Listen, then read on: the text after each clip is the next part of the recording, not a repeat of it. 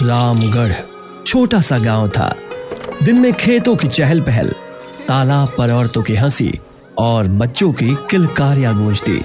सब कुछ सामान्य दिखता, लेकिन सूरज ढलते ही गांव बदल जाता। दरवाजे बंद हो जाते, गलियां वीरान हो जाती। वजह थी गांव के बाहर खड़ा वो पुराना पीपल का पेड़, जिसे देखकर हर किसी की रूह कांप उठती। तू उधर मत जा, वहाँ रात को भूत रोते हैं। हाँ, मेरी अम्मा कहती है उस पेड़ में कोई रहता है।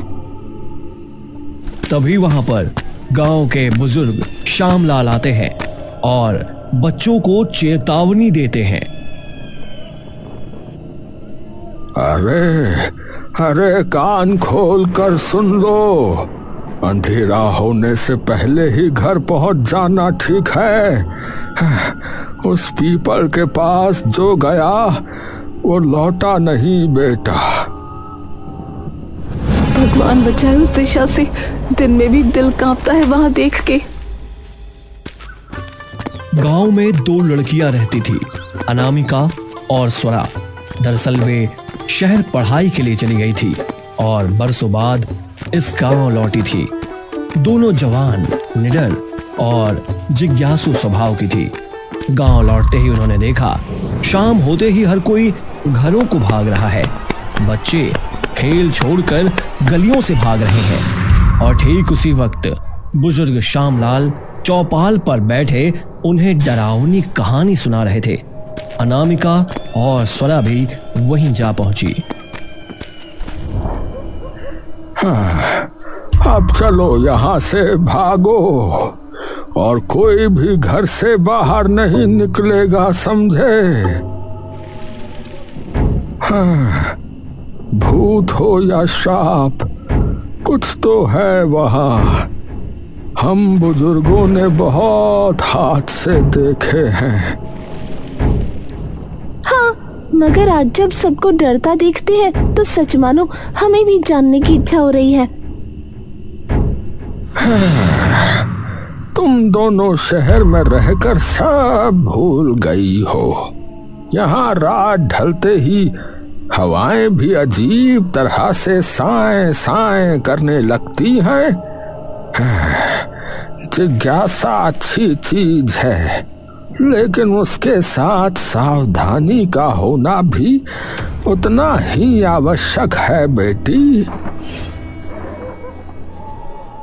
गांव वाले उस दिशा की ओर झांकते तक नहीं थे। लोग मानते थे कि उस वृक्ष के नीचे कोई कैद है, लेकिन असलियत कोई नहीं जानता था। लेकिन ऐसा क्या है उस पेड़ में जो सब लोग पेड़ की तरफ देखना तक नहीं चाहते? क्या वाकई वहाँ कुछ है? डरने से सच नहीं बदलता स्वरा। असलियत का पता तो वहीं जाने पर होगा। बिटिया, ऐसी बातें मुंह से मत निकालो। वो जगह तुम्हारे जैसी नादान लड़कियों के लिए नहीं है। दादा, अगर असलियत किसी को नहीं पता तो ये मान्यता कैसे फैली? क्योंकि जिसने भी उस पेड़ के पास कदम रखा वो लौटकर गांव में दिखाई नहीं दिया। नाम पहचान सब वहीं खत्म हो गया। या तो वो कहानियों में गुम हो गए या फिर आपके डर ने उन्हें निगल लिया। इतना कहकर दोनों अपने घर चली गई, लेकिन वो बात उन्हें बहुत ही अजीब लग रही थी। क्या आज भी भूत प्रेत होते हैं या फिर ये सब बस किस्से कहानियां हैं? घर पहुंचते ही इतने सालों बाद गांव आए हैं और टाइम पास के लिए भूत वाली कहानी मिल गई। लोग चाहे जो कहें, लेकिन अगर सच में उस पेड़ के पास कुछ है तो हमें पता करना चाहिए। तू हमेशा ऐसे ही बोलती है, लेकिन अगर सचमुच कुछ हुआ तो भी डरकर भागना सही नहीं है। सच का सामना करना चाहिए। एक रात अनामिका ने एक बेहद अजीब सपना देखा। उसने देखा कि एक बूढ़ा आदमी सफेद लंबे बालों वाला कांपते हाथों से उसकी ओर बढ़ रहा है और उसे आवाज दे रहा है,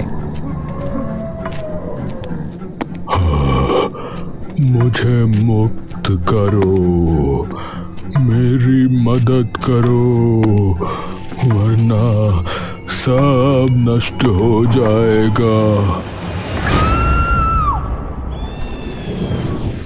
स्वरा, मैंने सपना देखा, एक बूढ़ा आदमी मदद मांग रहा था, कह रहा था मुक्त करो वरना सब नष्ट हो जाएगा। ये तो बहुत डरावना है, लेकिन इसका मतलब क्या हो सकता है? पता नहीं, लेकिन जो भी है वो बहुत बुरा और डरावना था। कुछ दिनों तक वही सपना उसे बार बार आने लगा। फर्क बस इतना था कि अब वही सपना स्वरा को भी आने लगा। स्वरा ने अनामिका को अपनी बात बताई। अनामिका, मैंने भी वही सपना देखा, वही बूढ़ा, वही शब्द, वही मदद की पुकार। कमाल है, एक ही सपना हम दोनों को, ये संयोग नहीं हो सकता। अगली सुबह जब वो गांव में घूमने निकली तभी थोड़ी परेशान दिखी और उन्हें सामने चौपाल पे श्यामलाल दिखा गए। उनके पास जाकर उन्होंने कहा, दादा, हमें अजीब सपने आ रहे हैं, पेड़ और कोई बूढ़ा आदमी दिखता है, लगता है जैसे हमें सच दिखाया जा रहा हो। अरे सपने कभी कभी हमें चेतावनी देते हैं, कभी वो चेतावनी, कभी सच और कभी सपने सपने ही होते हैं। तो हम इसे क्या समझें? अरे इसे सपना समझकर भूल जाओ और क्या। इतना कहकर श्यामलाल वहां से चले जाते हैं, लेकिन अनामिका और स्वरा कुछ सोचती है और उसी शाम दोनों ने हिम्मत जुटाई और उस वृक्ष के पास पहुंची। सूरज ढल चुका था, चारों ओर धुंध और अजीब सा सन्नाटा था। पीपल के नीचे मिट्टी उखड़ी हुई थी, वहां से एक अंधेरी सुरंग जाती दिखी। अनामिका देख, यहाँ पर एक रास्ता है। अरे हाँ, चल चलते हैं, आज सच का पता लगा ही लेते हैं। दोनों ने हाथ कसकर पकड़े और मशाल लेकर उस अंधेरे सुरंग में उतर गई। मशाल की लौ कांप रही थी, जैसे हवा भी उन्हें रोकना चाहती हो। अनामिका, हम अंदर तो आ गए हैं, लेकिन यहाँ अंधेरा बहुत गहरा है, मुझे बहुत डर लग रहा है। हाथ पकड़ो स्वरा, डर कर कुछ नहीं मिलेगा, हमें सच जानना है। मशाल की लौ भी अजीब तरह से हिल रही है, लगता है जैसे कोई हमें देख रहा हो। सावधान रहो, हर कदम सोच समझ कर रखना, यहाँ सिर्फ अंधेरा ही नहीं, खतरा भी है। सुरंग के अंधेरे में चलते हुए अचानक अनामिका और स्वरा को किसी बूढ़े आदमी की आवाज सुनाई दी। बेटियों, मेरी मदद करो, मैं यहाँ कैद हूँ, मुझे बचाओ। अनामिका और स्वरा ने देखा कि ये आवाज तो किसी अदृश्य दिशा से आ रही थी।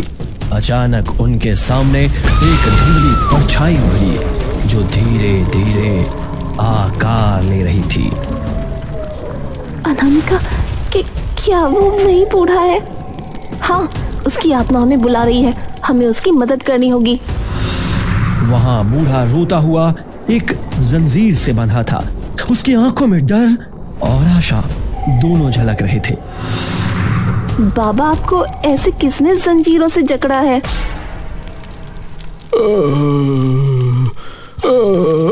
उस मंत्रिका ने। मंत्रिका कौन है?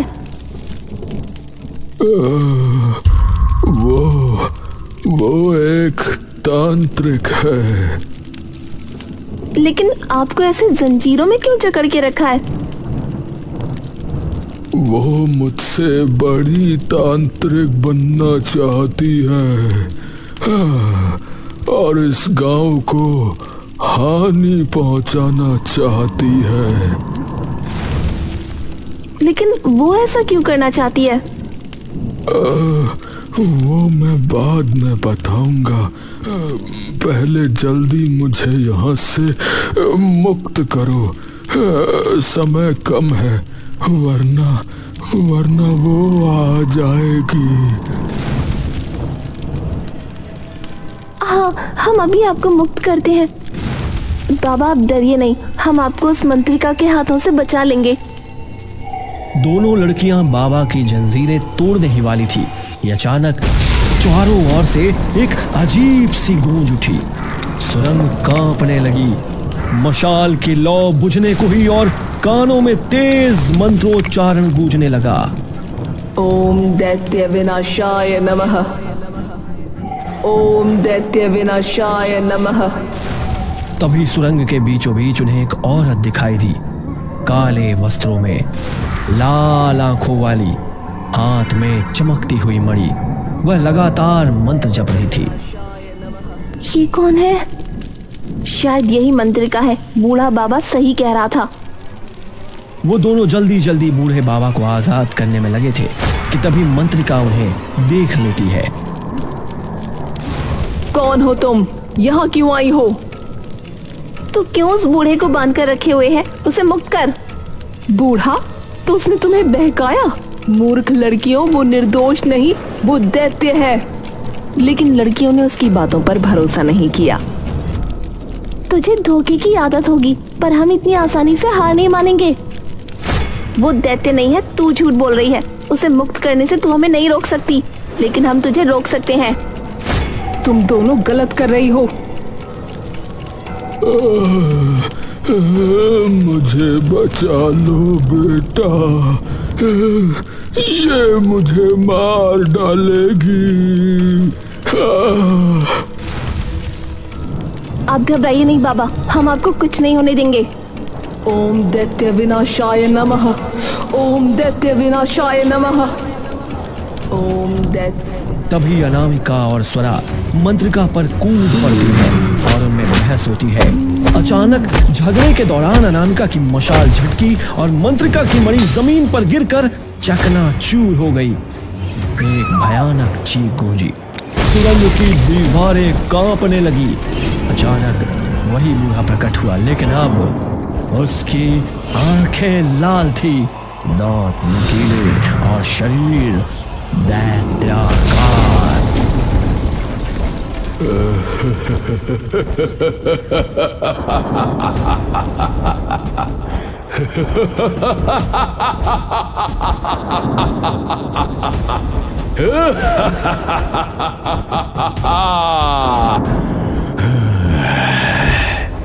आखिरकार आजाद हो गया मैं।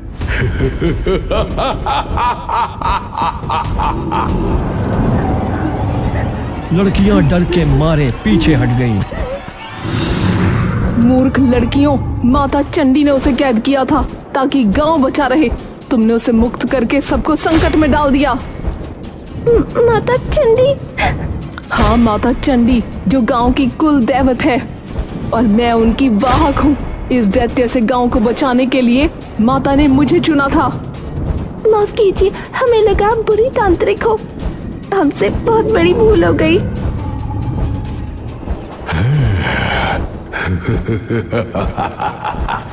अब कोई नहीं बचा सकता तुम्हारे गांव को।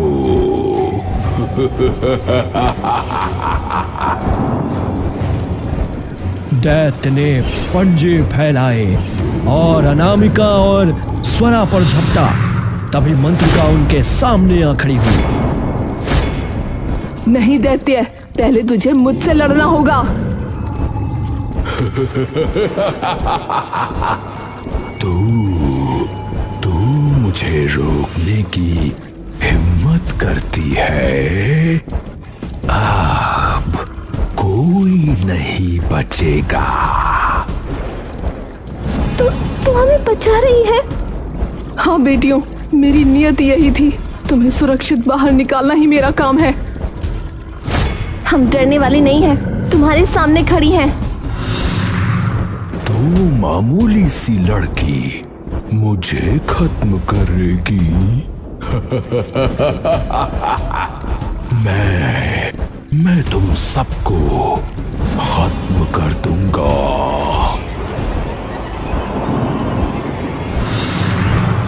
भीषण टकराव हुआ।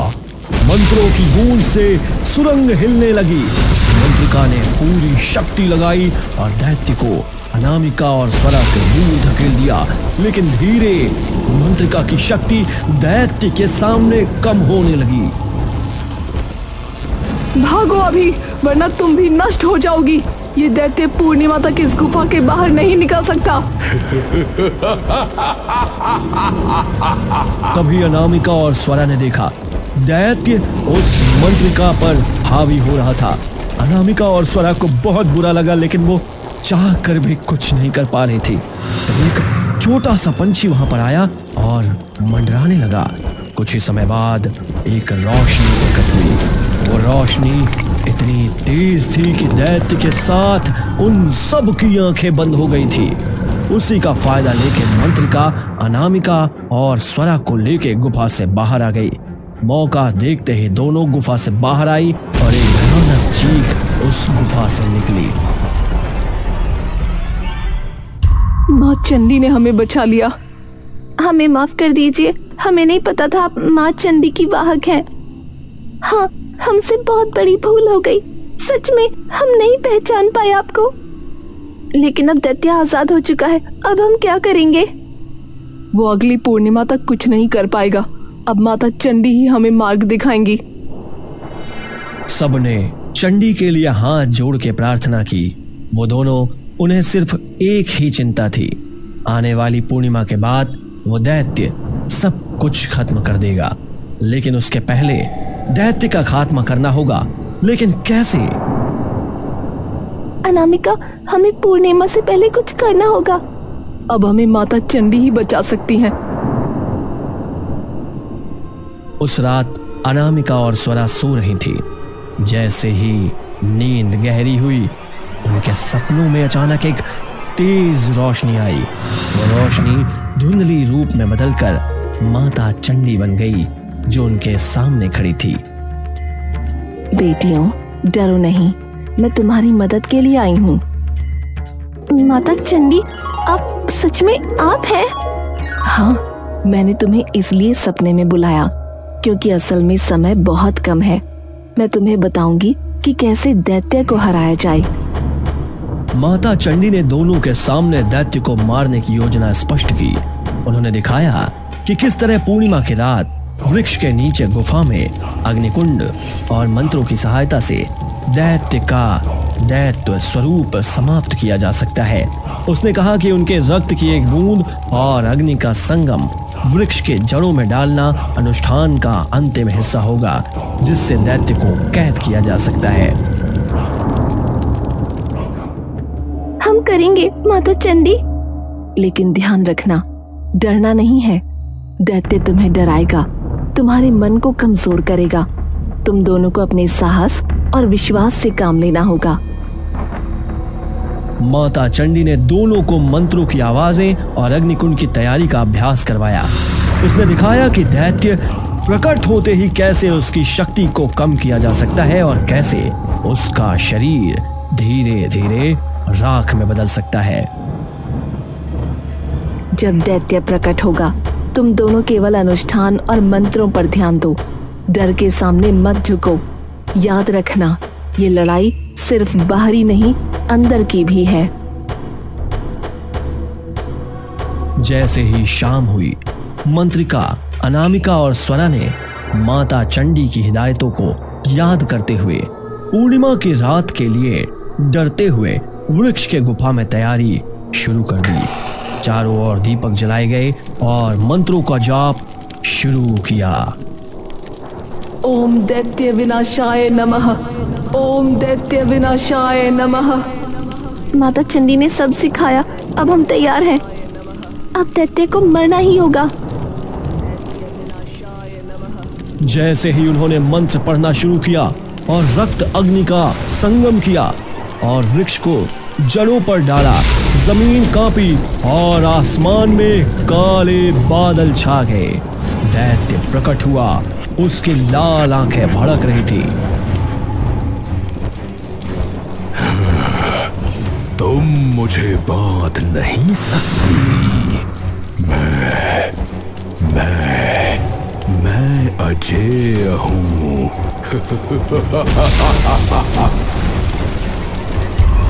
हम हार नहीं मानेंगे। अग्नि की लपटें ऊंची हो गई, मंत्रों की आवाज दैत्य के चारों ओर गूंजने लगी। दैत्य की लाल आंखें धीरे धीरे बुझने लगी, उसका शरीर राख में बदलने लगा। उन राख में से एक साया दिखने लगा।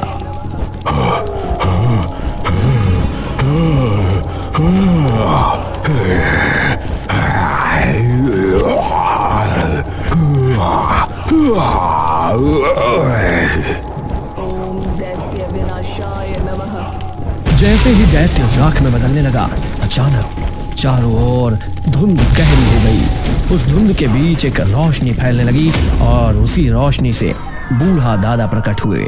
उनका रूप अब शांत था और आंखों में गहरी पीड़ा थी। देखो दादा। बेटियों, तुमने मेरी आत्मा को मुक्त किया। अब हमें सुकून मिलेगा। लेकिन दादाजी, आप कैसे यहाँ और दैत्य के रूप में कैसे कैद हुए? तभी पूरा दृश्य बदल गया, मानो समय पीछे लौट गया हो। बरसों पहले यही गांव, लोग समृद्ध थे। गांव का रक्षक था वही बूढ़ा दादा, जो उस समय एक शक्तिशाली तांत्रिक और जादूगर था। शुरू में तो वह गांव की रक्षा करता था, लेकिन धीरे धीरे उसका हृदय घमंड और शक्ति की भूख से भर गया था। अब मैं ही इस गांव का स्वामी हूं। मेरी शक्ति के बिना कोई श्वास भी नहीं ले सकता। लोग डर के साए में जीने लगे। दादा बलिदान मांगने लगा, गांव वालों को अपने वश में करने लगा। उसकी आंखों में लालच और चेहरे पर अहंकार था। हे माता, हे देवी, हमें बचाइए, ये हमें नष्ट कर देगा। हमें बचाइए माता। तभी गांव की कुल देवी चंडी प्रकट हुई। सफेद आभा, लाल तिलक और तेज से चमकता हुआ रूप। रुक जा, तू अपनी शक्ति का दुरुपयोग कर रहा है। ये गांव मेरा है, मैं इसकी रक्षक हूँ। मुझे कोई नहीं रोक सकता, न तू और न तेरा ये श्राप। मैं अमर हो जाऊंगा। दादा ने चंडी को ललकारा, मंत्रों से युद्ध छेड़ दिया, लेकिन देवी के सामने उसकी शक्ति कमजोर पड़ गई। देवी ने दंड देते हुए अपने त्रिशूल से धरती पर आघात किया। अहंकारी, तू दैत्य बनकर उसी वृक्ष की जड़ों में कैद रहेगा। जब तक तेरी आत्मा अपने पापों का पश्चाताप नहीं करेगी, तू शांति नहीं पाएगा। और देखते ही देखते दादा का रूप विकृत होकर दैत्य में बदल गया। उसकी आंखें लाल, शरीर भयानक और जंजीरों में जकड़कर पीपल की जड़ों के नीचे कैद हो गया। गांव डर के साए में जीता रहा और यही बन गया श्रापित वृक्ष। धुंध छट गई। बूढ़ा दादा आंसू भरी आंखों से अनामिका और स्वरा को देख रहे थे।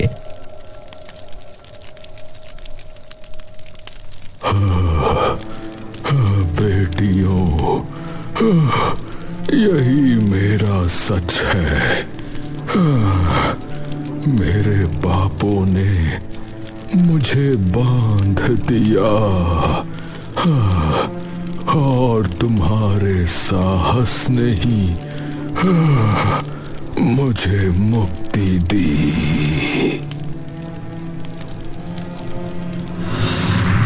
तभी प्रकाश का एक गोला बना और उसी से मां चंडी प्रकट हुई, लेकिन इस बार वो भयावह नहीं बल्कि कुल देवी के दिव्य स्वरूप में थी।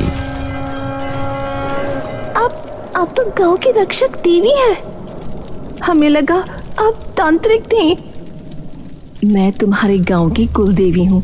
मुझे चंडी नाम से पूजा जाता है, लेकिन जब दैत्य की शक्ति बढ़ने लगी तो मैंने खुद को गुप्त रूप में छिपा लिया ताकि सही समय पर उसे रोक सकूं। मां चंडी ने दोनों लड़कियों के सिर पर हाथ रखा, उनकी आंखों में आत्मविश्वास और साहस भर दिया। बेटियों, तुम्हारे साहस से ही आज ये श्राप टूटा है। डर ने जिस सच को छुपाया था, तुम्हारे विश्वास ने उसे उजागर किया। माँ, हमने गलती से दैत्य को मुक्त किया, लेकिन आपने हमें रास्ता दिखाया। यही नियति थी। जब तक इंसान अपनी गलती नहीं देखता, वो सुधार नहीं पाता। तुम दोनों इस गांव की सच्ची रक्षक हो। इतना कहकर देवी का स्वरूप आकाश में विलीन हो गया, लेकिन उनके आशीर्वाद की रोशनी पूरे गांव पर फैल गई। गांव के लोग अगले दिन देख रहे थे कि श्रापित वृक्ष तो अब सामान्य लग रहा था। उसके नीचे कोई आहट, कोई चीख नहीं थी। पहली बार गांव में सुकून और आजादी की हवा बही। इस तरह अनामिका और स्वरा के साहस, चंडी के मार्गदर्शन और दादा की आत्मा की मुक्ति से रामगढ़ गांव उस श्राप से हमेशा के लिए आजाद हो गया।